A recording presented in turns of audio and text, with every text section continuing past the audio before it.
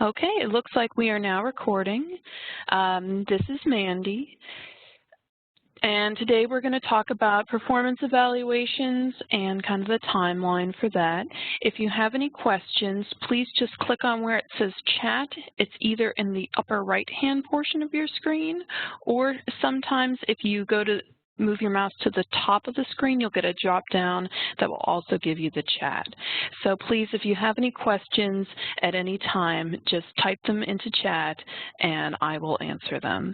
I'm also going to start off by apologizing. It sounds like the construction next door is taking full advantage of the nice weather that we are having today, and I'm hearing the beeping and clomping of construction equipment, and between you and me, it's making me a little bonkers. I'm just gonna,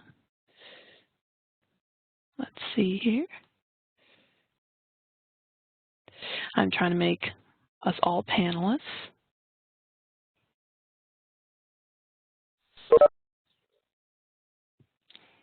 Okay.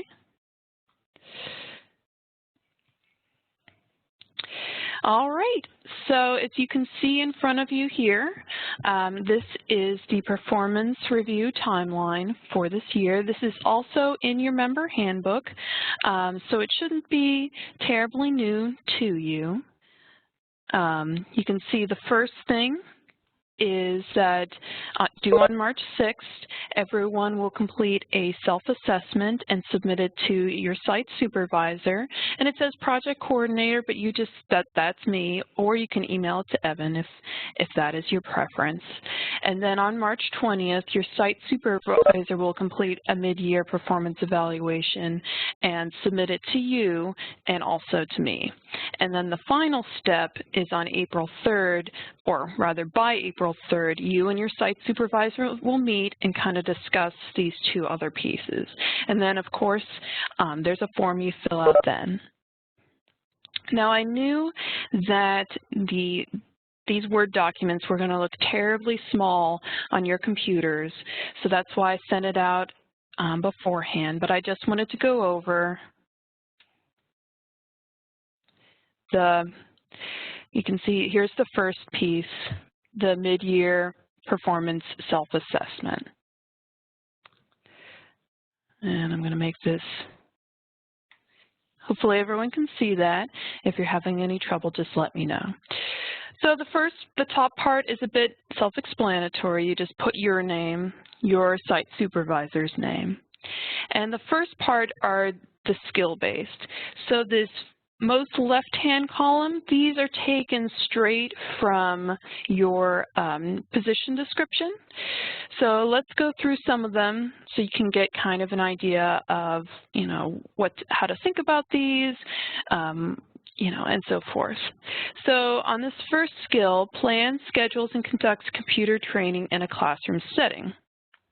Okay, and so then we break it out into kind of three lumps. There's the needs improvement, satisfactory, and above and beyond, and then there's also not applicable. So when you think about, your plan, schedule, and conducting of computer training, is it kind of 1 through 3? And here are some ways to think about 1 through 3. I can work harder to meet the needs of patrons. I have not completed getting to know your library resources and logistics. I have not met the expectations on the number of classrooms trainings outlined by Guiding Ohio Online. And you can see there's a little asterisk. And down here is that definition. A part-time member is expected to complete 2 classroom trainings or 6 one-on-one sessions per week, or an equivalent combination of both classroom trainings and one-on-one sessions. Expectations are doubled for full-time members. They will be expected to do 4 classroom trainings and or 12 one-on-one sessions per week, or an equivalent combination of both classroom trainings and one-on-one sessions. So what this means is we don't expect, if you're full-time to do 4 classroom trainings per week. It's just, are you doing, a mix of both, like one and, you know what I'm trying to say here. Like, are you doing 1 and 9 one-on-one sessions, 1 classroom training and 9 one-on-one sessions? Are you doing, 2 classroom trainings and 6 one-on-one sessions? Is there a combination there that kind of works out? And then satisfactory, 4 through 6. Feedback I receive from patrons indicates contentment with the quality of instruction. I feel satisfied with the number of classes I'm providing. I have completed getting to know your library, resources, logistics, and steps to success delivering training, and I have met the expectations on the number of classroom trainings outlined by Guiding Ohio Online. My expectation is most people are going to be satisfactory here. We'll have maybe 1 person here, a few people here, but most people are going to be satisfactory. And then above and beyond, feedback I receive from patrons has been consistently glowing in terms of quality of instruction. Staff and patrons express they are thrilled with the number of classes I'm providing. I have completed these. I've exceeded expectations. So one question I've gotten on this is, from someone who said, I haven't really done any classes until now. How would I fill out this? From my perspective, I would say if you have not done any classes up until the time of this review, or the majority of your time has been spent on one-on-ones, and by majority, I mean you just started to do classes like in February, I would write not applicable. It's not letting me type in here until I do a save as. Sorry about that, everyone. So you would just type NA. Because up until this point, your library has not had you conducting classes. The same with one-on-ones. I don't know of any of us that have been doing all classes. I either hear that people are doing all one-on-ones and some classes, or rather people are either doing all one-on-ones or some one-on-ones and some classes. I don't know of anyone doing all classes. But you could, in theory, be a member who does all classes. So it's the same thing here. To just think about it, again, I would say most of the time you'll be somewhere in satisfactory, occasionally above and beyond, and occasionally needs improvement.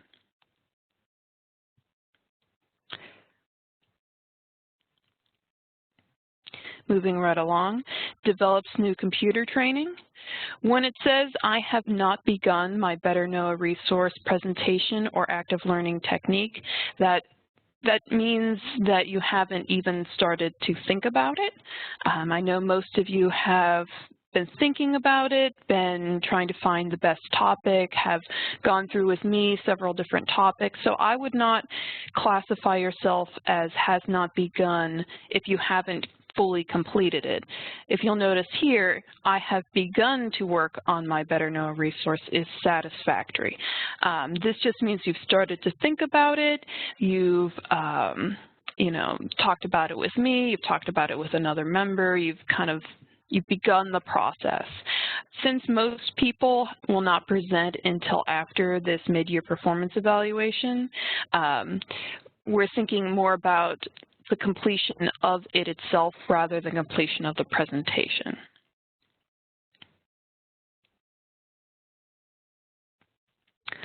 And outside of that, have you developed new computer training? If so, how many? 1 is satisfactory, 2 or more are exceeds. The other thing to note about here is you don't have to have each one of these items to put yourself in exceeds expectations. So say you have been working very hard on developing new training. You've done this one, you've done this one, you've done this one, but you haven't really selected 1 or more resources. I would say that would still put you in this category, but perhaps I would rate yourself a 7. So does this layout make sense? So you will type your self-assigned score. So say you say 5 into this rightmost box. So say you don't do any classroom style trainings, you write NA. You give yourself, I'm doing pretty good on one-on-ones. So say you give yourself a 5. You feel like you're doing very well in new computer training, you give yourself a 7. Moving right along, we have engages the community. All of you have completed the Library Edge benchmarks. Hooray! So I'm not expecting to see too many or anyone in the does not meet this. This one is always applicable. You'll see some of these are always applicable, and some of these are just not applicable. So if your library has a marketing department and it's their job to handle all the marketing, including all the marketing for, Guiding Ohio Online for your computer classes and one-on-ones, you just write NA, because that's not part of your duties at the library. It's part of a marketing department. But for those of you that aren't, so here are expectations. I've completed getting to know your library marketing and steps to success marketing. And then I wouldn't get hung up too much on the posted flyers. What I'm really just trying to quantify here is that an effort has been made to market. If, for example, you have tried a different type of marketing, you've put like a press release in the paper, you've gotten something on the radio, that counts too. But posting flyers is, at least in my mind, the low-hanging fruit of marketing. Coordinates volunteers. Similarly to marketing, some libraries do have a volunteer coordinator, and you just kind of help them out as needed. You would write NA if that is the case. If you have completed these two things, say you think, oh, I did that really well. It's 4 through 6. So gave it a 6. If you have one level up activity, you can say, you know what, I did really well. Give it a 9. And then you would just tally up your score for each section. This isn't required. It's just to kind of help you keep track. So those, we have a few more here. Maintains records. This is really about timeliness. If you have any questions about, have I been late? If so, how many times? Just let me know. I can run a report in Encore. Understands library computing environment. Again, this is about different worksheets that you've done, different activities. If you're here on the webinar, you're already doing pretty good, so I'm just going to type in a number. And this last one here, performs specific duties needed by the community. You can see this is blank because each community is going to be a little bit different. The specific duties are going to be a little bit different. So if there's something that you do on a regular basis that you feel it doesn't really neatly fit into any of these categories, so for example,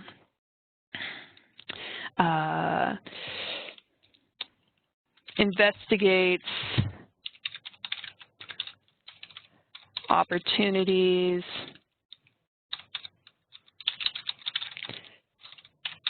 to partner with local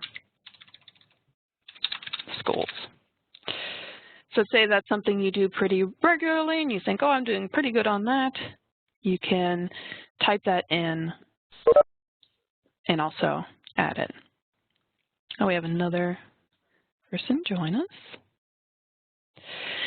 Any questions on that skills part of this self-assessment? So this is the self-assessment. So you're just looking at what you've done, you're reflecting, maybe look back at some monthly reports and think, how am I doing?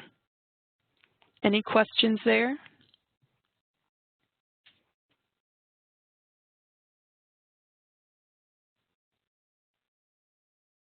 I'll give you a second to type them into the chat.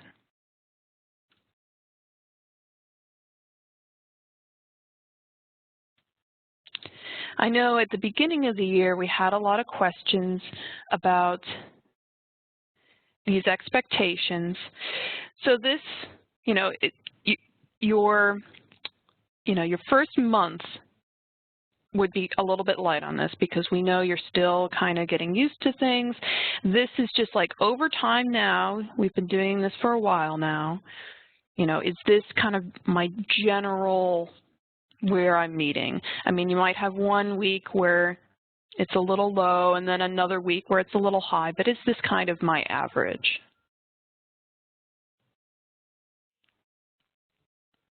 Okay, well, if you guys do have any questions, please just say so.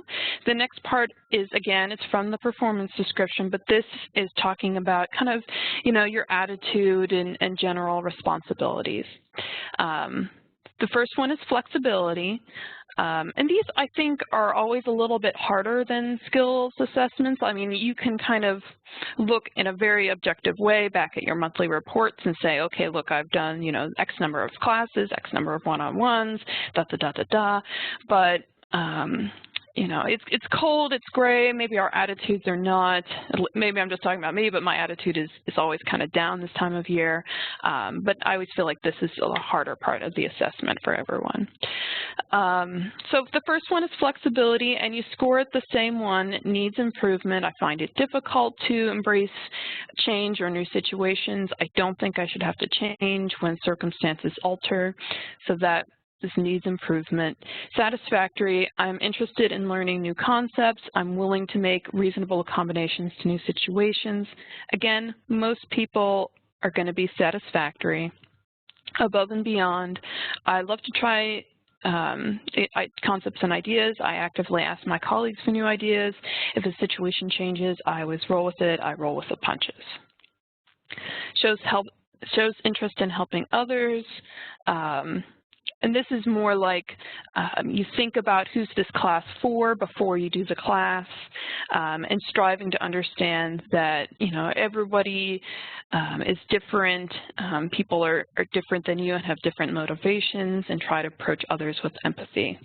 It always is interesting to me on these. I feel like some people, a lot of people, I think, are very hard on themselves, and they'll put themselves in this needs improvement category. And then there's another group of people who kind of overrate themselves, not terribly, but a little bit, and think, oh, I'm going above and beyond on everything. But again, I would say almost everybody is going to be satisfactory. I mean, you might, within satisfactory, say I'm a 4, I'm a 6, I'm a 5, but I would say most people are going to be in the middle. Support colleagues. This, again, we just tried to put a definition to what does it mean to support colleagues? What does that look like? Communicates, we're talking specifically here about communication with your site supervisor, and if you make sure to go to them when you're having an issue or concern. The exceeds here is when you go to your site supervisor with an issue or concern that you also bring a solution. Respect others, here we're really thinking a lot about the privacy of others.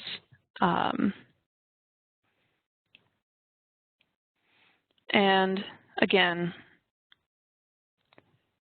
most people are going to be in the middle. So you kind of give yourself a score.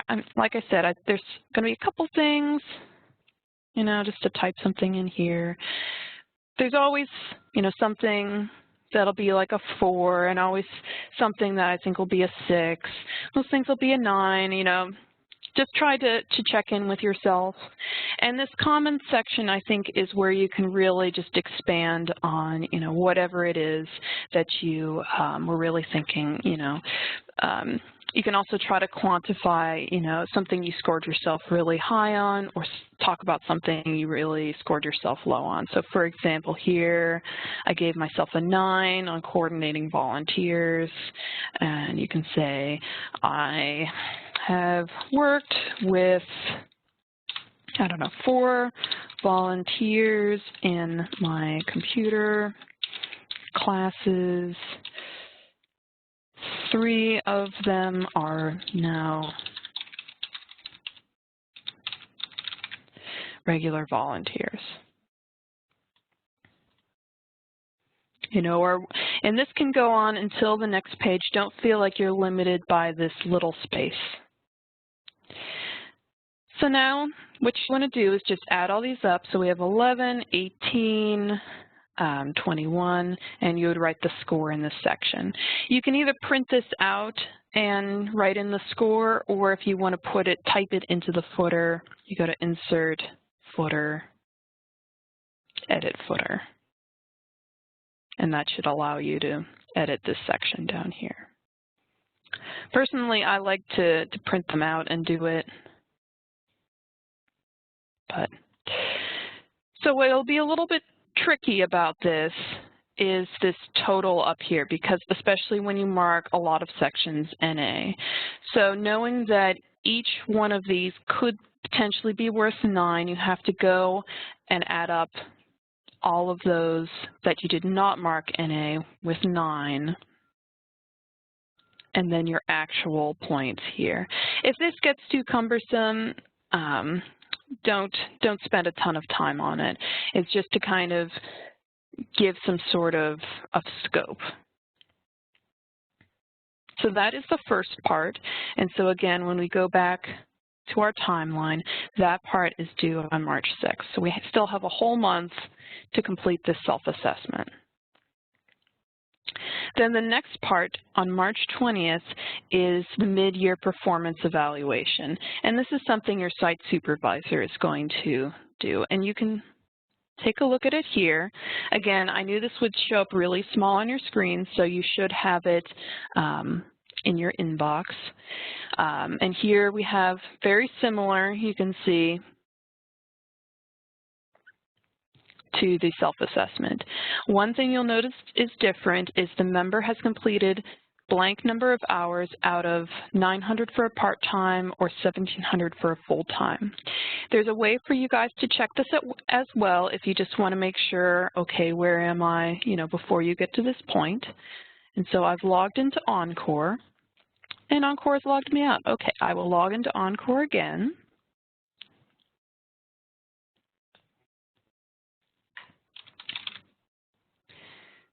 I'll also have this as a separate set of instructions for you. I started a little video, but the audio didn't work. So ignore these things here. Test is a very bad AmeriCorps member. They never complete their timesheets and they miss their hours. So how to check. So you'll go up to where it says time tracking, and you can see it says member total hours by date. So type in your start date. For most people, it's going to be October 1, but for some of you, it's going to be later, so just put in the start date. If you can't remember, I would skew earlier, so you can always just put in October 1, and then you can put in today's date for the end date, and then we click on View Report. So it says here, hours completed. Test, as you can see, is a bad AmeriCorps member. They have completed no hours. Then you want to click on this little plus here. And you can see their average week target when they started was to have 35 hours. And here's what they've been doing currently. They've been doing 0 hours. They have the number of weeks left that they're serving, and to complete on time, tests will need 56 hours a week. And it has how it's calculated down here. And there should also be an hours left, but for some reason it's not showing up on test. So here you can check how many hours you've completed and how many hours per week you would need to complete on time.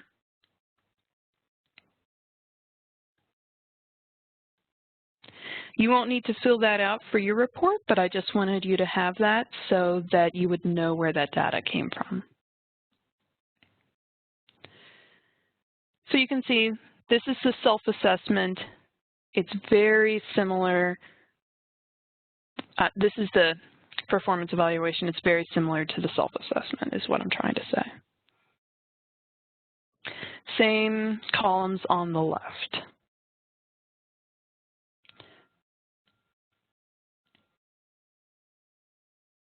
Many of the same points. One of the only differences is we tried to give some very concrete examples here in the attitude and general responsibilities. And that's just, it's one thing to look at yourself and try to think, how am I doing? It's another thing to try to look at someone else. So we tried to give some very concrete examples.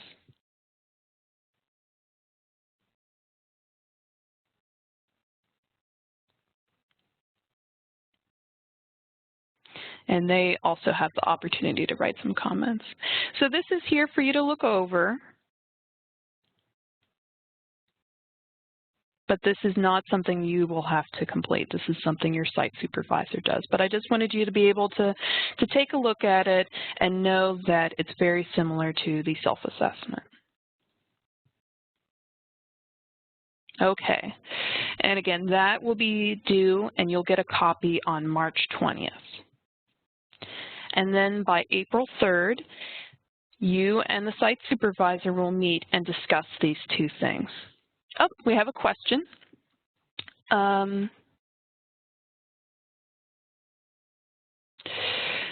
question on classes, the point of to me, the point of Guiding Ohio Online was to bring Ohioans up to date on digital use. Therefore, I've leaned towards the beginner and introductory classes.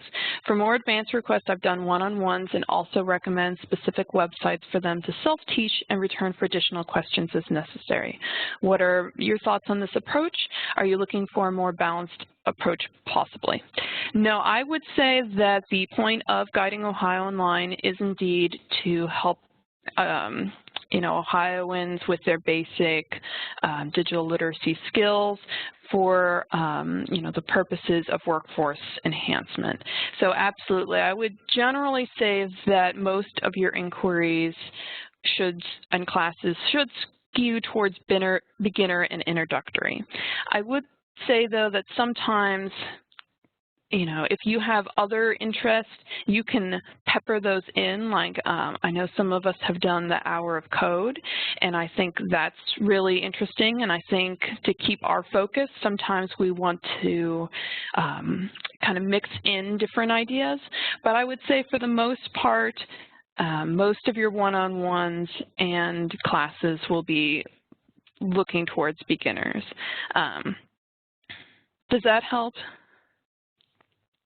Okay. So yeah, the point of the program is to make people digitally literate, and what that means is that they understand what are the components of a computer, what is the internet, how do I navigate safely on the internet, what is online banking, what are applications. So really, like, those to my mind are all very basic concepts. Sometimes you'll want to do intermediate, and different people will define that differently. Excel, I would say just touching Excel feels intermediate to me. But I don't expect any of you to teach anyone JavaScript. If you wanted to do that, as something kind of more fun, or with a particular bent, you can pepper those in, but most of it will be beginner. Any other questions? Any questions on the performance evaluation?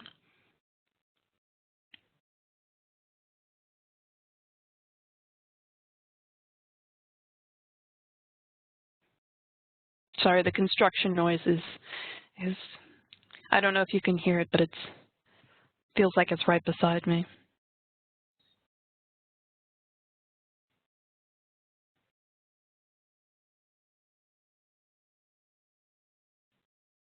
Okay, good. Good. I'm glad you guys don't hear it. So The final piece is that then you and your site supervisor will meet to discuss these two components. Now, in a perfect world, your self-assessment and their assessment would be the same. You know, you think you're doing, a certain way, and they agree. And so most people, I think that will be the case. But this is an opportunity, if this is not the case, I mean, it has happened in the past where I've seen someone feel like they were doing really good, that they were on track, and their site supervisor had a different opinion. Or vice versa. Like I said, some people are very hard on themselves, and they give themselves like a very low self-assessment, but their site supervisor says, oh, no, you're doing exactly what we expect you to do. So this is just an opportunity for you and your site supervisor to kind of sit together and discuss, okay, how am I doing? Am I doing, my expectations? Or, I mean, how am I doing to my own expectations? How am I doing to my site supervisors? And then, of course, there is a form. And again, you should have a copy of this as well. This top part will be filled out by your site supervisor and discussed with you. So they'll talk about one area you're doing really well, and then they'll talk about one area where you can improve. And I wouldn't, don't look at this as a negative. My perspective on improvement is that no one is ever complete. There's always an area that we all can improve on, and I include myself in that. And then, here are some things that you could do to improve. So it's not enough to say,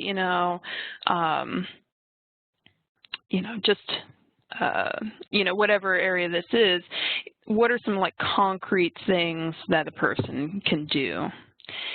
For example, say, the area that the member can improve on is tardiness, chronic tardiness.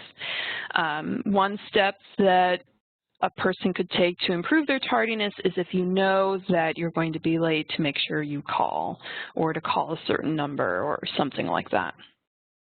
So that's this top part. And then this next part is to be filled out by you at the meeting.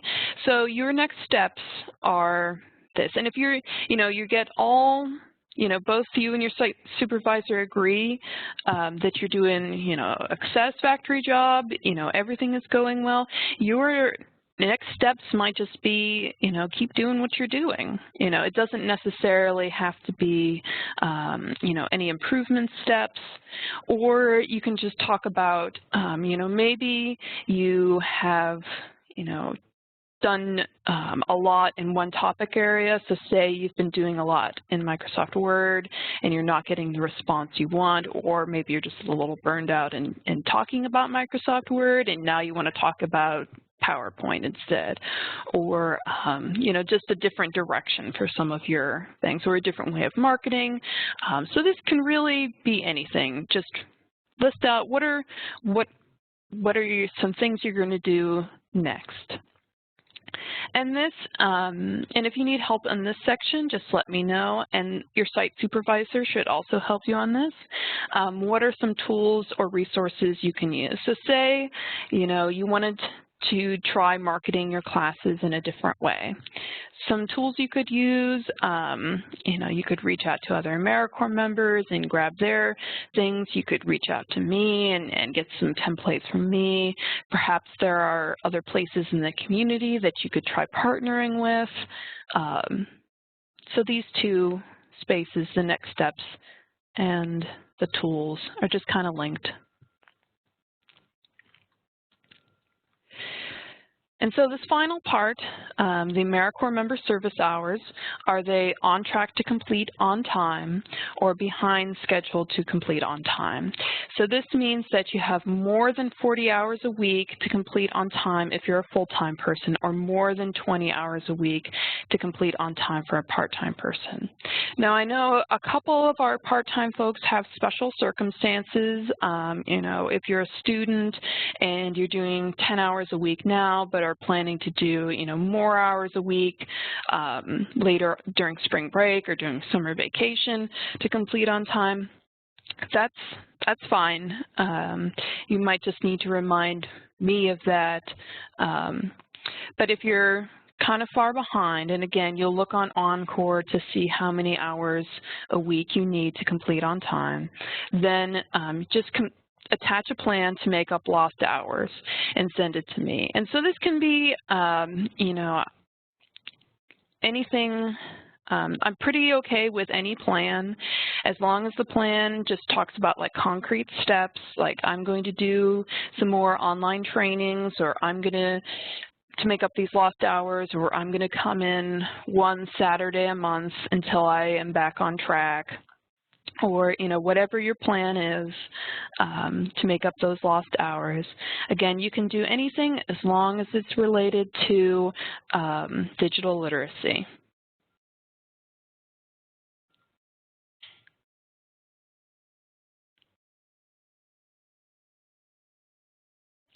And this, you'll just, the site supervisor signs and dates, and you'll sign and date.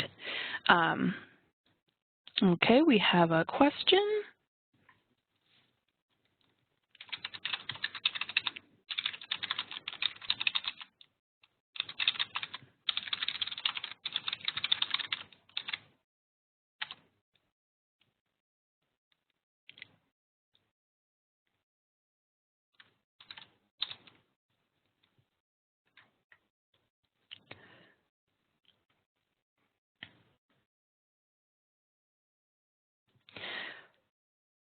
So that's it.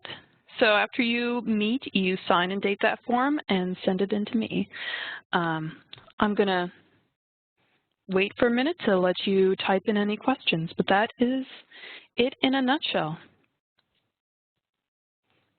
We will do this one more time at the end of the year.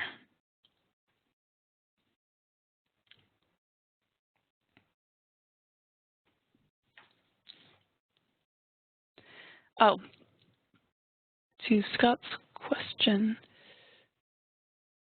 Oh, sorry about that, Scott. It kind of got lost in the mix. With those, will those of us with responsibility at 2 more libraries need to meet with each supervisor? That is an excellent question. I would say no. Well, I would say that you don't need to fill out the form and send it to me formally with each site supervisor. I would say whoever signs your timesheets, that person should send in the formal thing. I don't think it would hurt to just sit down and touch base with each site supervisor at your library, but I wouldn't say that you need to fill out the form and send it to me.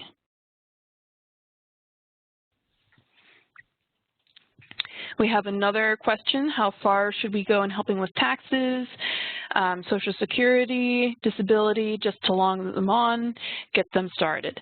This is a kind of a perennial question that I get. So my advice is that don't give any legal advice. If someone has questions about where do I go to file my taxes, or where do I go to file Social Security, or where do I go to file disability, or how to navigate the form, I would answer those kinds of questions. Like, you know, sometimes people will need to know, you know, where do I go to get certain tax forms, or, you know, you can go to irs.gov to show the places where you can file for free. So those types of questions, yes. But avoid answering any kind of tax advice, Social Security advice, disability. What I typically tell people is, you know, look, I'm not an authority on taxes. And even if you are, I mean, sometimes you can just fib. You know, I don't feel comfortable answering that question, you can say. You know, that you should really go to a tax preparer or to the disability office or whomever is in charge. A question, is the form online and printable, or is it in our binders? I've emailed it to you. There is a draft in your binder, but you want the one that I've emailed to you. So if you needed me to send it to you again, please just let me know.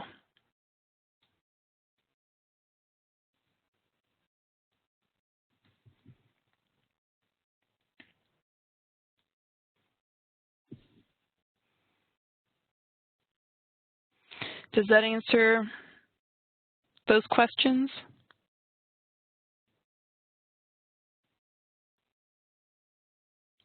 So again, if you are at multiple libraries and kind of have multiple site supervisors, whichever site supervisor is the one who approves your spreadsheet or your timesheets, you want that person to fill out the form. I think it's a good idea to meet with them and just kind of talk about, you know, am I meeting your expectations? But it doesn't have to be formal. The site supervisor form, I also emailed out to everybody. Again, if you want me to send it again, just let me know. There should be 3 attachments on the invite to this meeting from yesterday. I think I also sent it today, but definitely the one from yesterday. There's the self-assessment, the evaluation, and the mid-year meeting.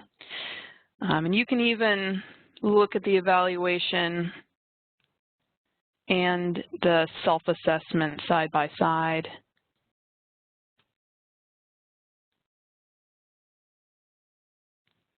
And you'll notice they're very similar in the way they're worded. I will say it's always interesting to me that people can read virtually the same wording and interpret it differently. So I would also keep that in mind when you're having your site supervisor meeting. I mean, you may have interpreted certain language one day, so one way, and your site supervisor may have thought of it a different way. So it's a good question to ask when you put this down, like, what did you think it meant? Any other questions, concerns?